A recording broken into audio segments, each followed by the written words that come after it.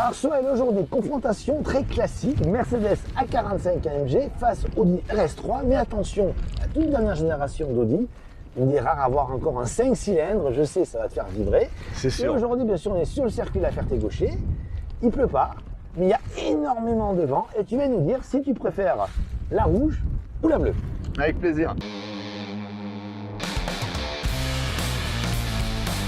Les Mercedes Classe A et Audi A3 sont de vieilles ennemies qui rivalisent depuis de nombreuses années sur le segment des berlines compactes premium. Cette opposition est aussi d'actualité pour leur déclinaison sportive. Aujourd'hui, nouvel épisode avec l'arrivée d'une nouvelle génération de RS3 qui va donc trouver sur son chemin la Mercedes A45 AMG. Sur le plan mécanique, chaque constructeur a opté pour des options techniques bien différentes. Audi a choisi d'installer un 5 cylindres, une motorisation très rare et qui fait ici ses adieux. Elle développe 400 chevaux et un couple de 500 Nm qui sont distribués aux 4 roues puisqu'il s'agit bien évidemment d'une transmission intégrale. Mercedes a fait un choix plus classique puisque la 45 AMG est animée pour sa part par un 4 cylindres, mais attention, pas n'importe lequel, car il s'agit du 4 cylindres le plus spectaculaire de la production actuelle, avec un 2 litres turbo de 421 chevaux et surtout 500 Nm, soit plus de 210 chevaux et 250 Nm au litre, qui fait de cette Mercedes la compacte la plus puissante du marché. Stylistiquement, c'est la dernière création d'Audi qui est la plus impressionnante avec son immense calandre, ses boucliers particulièrement ajourés, ses ailes très galbées, ses jantes 19 pouces et sa double sortie d'échappement. À côté, la Classe A apparaît comme beaucoup plus discrète malgré certains indices à l'image de ces deux doubles sorties d'échappement qui ne trompent pas sur la vocation sportive de la berline à l'étoile. Après les présentations en bonne et due forme, place maintenant à la réalité du terrain. Quelle est celle qui va avoir les faveurs de notre pilote Sohail Ri? Réponse sur notre essai sur le circuit La Ferté-Gaucher. Bon, c'est chaud parce que la caisse géniale. Vraiment déjà un vélo à conduire. Bon, c'est chaud parce que là c'est entre sec et mouillé. Et là justement je suis rentré dans une partie où c'était tout mouillé. En rentrant on va prendre trop vite. Et bon, je l'ai mis en travers, ça s'est arrêté nickel. C'était facile à conduire comme si je l'avais conduit tout le temps, quoi. Donc ça déjà, ça dénote d'une voiture équilibrée. Bah, déjà il y a un train avant qui est génial, les freins sont top, ça pousse. J'adore le bruit du moteur. On rentre sur les freins, elle vient, mais sans trop venir, je veux dire, c'est progressif. Ça sort, bon alors forcément, j'ai l'impression que j'ai toujours conduit cette voiture. On va essayer, alors il y a un autre mode sur cette voiture. Là on était répart puissance 50-50. Le mode s'appelle RS Performance, bien sûr j'avais tout déconnecté. On va mettre, il y a un mode qui s'appelle Torque Rear, donc ça veut dire le couple derrière. Je redéconnecte tout pour être bien sûr de tout sentir. Et on va essayer et voir à quoi ça ressemble. Ah ouais, bah voilà. Oh, génial. Alors bah là tout de suite on l'a vu dans le premier virage, hein. Ça ressort comme une propulsion.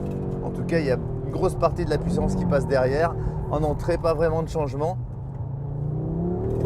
C'est juste quand on met les watts, et ben il y a beaucoup de couples qui repassent derrière. Et donc on ressort en dérive. Bah, je pense que sur le sec c'est plus fun à conduire et c'est efficace. Voilà. Putain, c'est bon.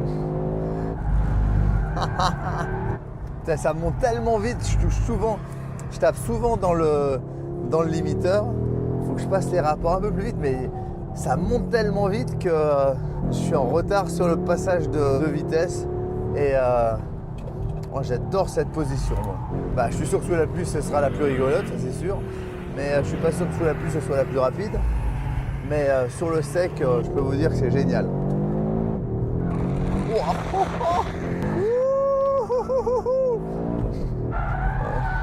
C'est un peu chaud quand même. Bon bah c'est bien, hein. Ça je garde. Le maintien des sièges, c'est pas parfait, mais la caisse c'est une arme. Génial. Et ça, Audi nous avait pas habitués à des voitures qui jouent comme ça. C'était toujours des voitures surstables, un peu efficaces, mais un peu pas les plus rigolotes. Mais là, celle-là, elle a tout. Hein. Donc bravo.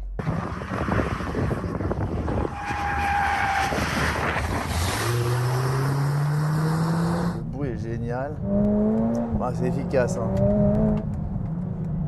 Ah, pédale un peu longue, bah, ça s'ouvre un peu. Bah, c'est pas mal. Hein. Bon, sur les freins, on a un peu du mal à la faire tourner. Mais c'est vraiment tout à fait acceptable, c'est stable. Hein. C'est vraiment une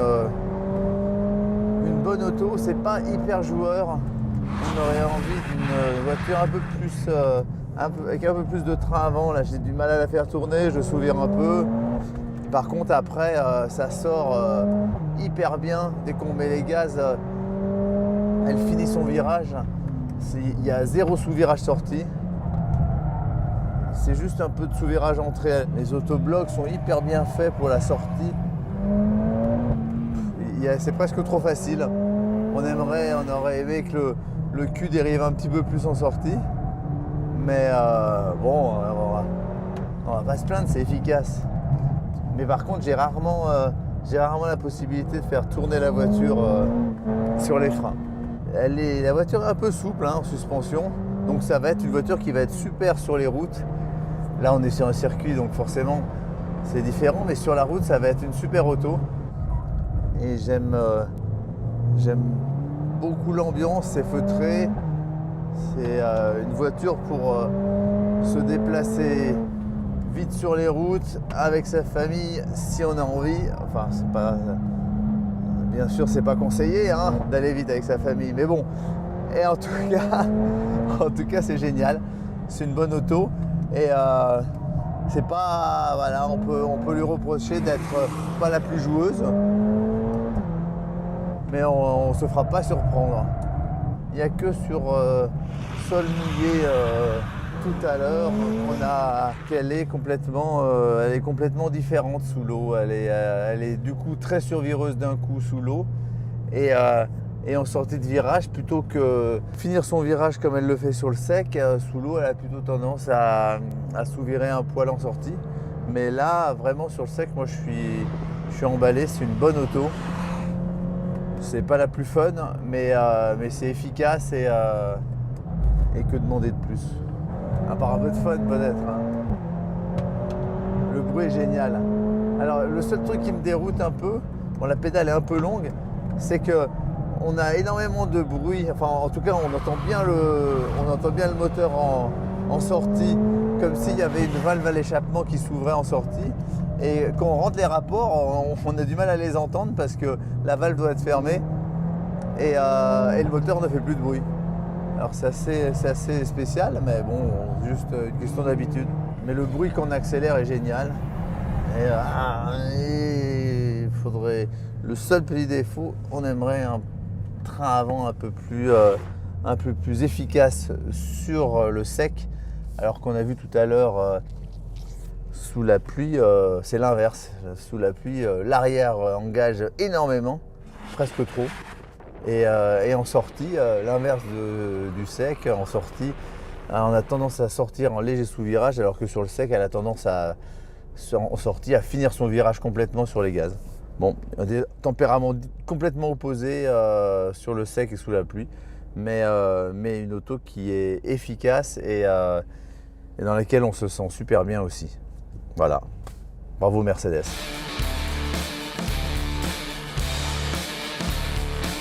Bon alors Soel, l'heure du verdict, laquelle préfères-tu? Et rapide parce qu'il commence à pleuvoir. Comme d'hab. Ouais. Alors pour moi, c'est la bleue, hein, puisqu'on était sur les couleurs. Et bah, l'Audi RS3, c'est celle qui, pour moi, regroupe toutes les qualités que doit avoir ce genre de voiture. Et même si on parlait de 2 super voitures, hein, vraiment, je me suis régalé au volant. Et celle-là, j'ai pris un plaisir inouï, je crois que ça s'est vu. Oh,